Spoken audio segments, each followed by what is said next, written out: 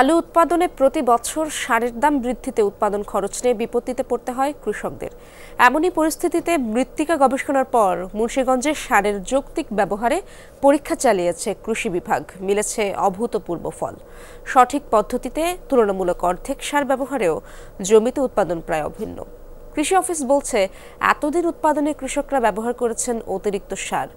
যৌক্তিক ব্যবহারে একদিকে ফলন বৃদ্ধি, অন্যদিকে আগামী মৌসুমে ব্যয় কমবে প্রায় ২৫০ কোটি টাকা।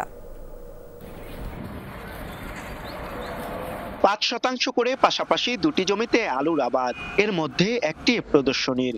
সেখানে শতাংশ প্রতি ব্যবহার হয়েছে ৩ কেজির মতো সার। অপর জমিতে সারের পরিমাণ ৭ কেজির বেশি, তবে ফলন মিলেছে প্রায় কাছাকাছি। আলু উৎপাদনের শীর্ষ জেলার একটি মুন্সিগঞ্জ। ৬ উপজেলায় চাষাবাদে সারের যৌক্তিক ব্যবহার নিশ্চিতে চলছে পরীক্ষামূলক কার্যক্রম। তাতে সফলতা মিলেছে বলে দাবি কৃষি বিভাগের। কৃষকের যে ব্যবহার করা যে ডোজটা আছে সেটার সাথে একটা আলোচনার মাধ্যমে আমি কিন্তু একটা ডোজ নির্ধারণ করি। সেই ডোজ হলো কৃষকদের থেকে, যেখানে তারা প্রতি শতকে ৭ কেজি ব্যবহার করে, সেখানে আমার ডোজ ছিল ৩ কেজি, ৪ কেজি এবং ৫ কেজি।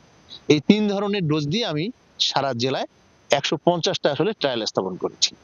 চাষিরা বলছেন, লোকমুখে শুনে এতদিন সারের ব্যবহার করেছিলেন। কৃষি অফিসের এমন সাফল্যে খুশি তারা। ৫-৭০ টাকা আমি ১২ কেজি ইউরিয়া ইউজ করছি, আর এখানে ৬ কেজি। তাই আমরা আশা করি একরকমই ফসল হবে। কৃষি অফিসার ওইটা অনেক ভালো, ফলনের অনেক পার্থক্য হয়েছে। কৃষি অফিসাররা যেভাবে কম সার দিয়া ফলন ফলাইতে গেছে, আমরা ওইভাবেই করব। কৃষি অফিস বলছে, জেলার ৩০০টি স্থানের মাটি নিয়ে গবেষণার পর প্লট তৈরি করা হয়, তারপর চালানো হয় পরীক্ষামূলক কার্যক্রম। এতে গুণগত মান আর ব্যয় নিয়ে বিপত্তি দূর হবে। যদি এইটাকে আসলে বাস্তবায়ন আমরা করতে পারি পরের বছরে, আমার যে ৭ কেজির জায়গায় ৩ কেজি সার যদি কৃষক ব্যবহার করে, তাইলে পরের বছর আমার মুন্সিগঞ্জের সারের ভর্তুকিতে ২৫০ কোটি টাকা সাশ্রয় করা সম্ভব। জেলার ৬ উপজেলায় ১৫০ শতাধিক প্রদর্শনী জমিতে এ পরীক্ষা নিরীক্ষার কর্মযজ্ঞ চলছে। সংশ্লিষ্টরা বলছে, বিষয়টি কার্যকর হলে এর মাধ্যমে আলু উৎপাদনে ব্যয় সংকোচে নতুন দ্বার উন্মোচিত হবে।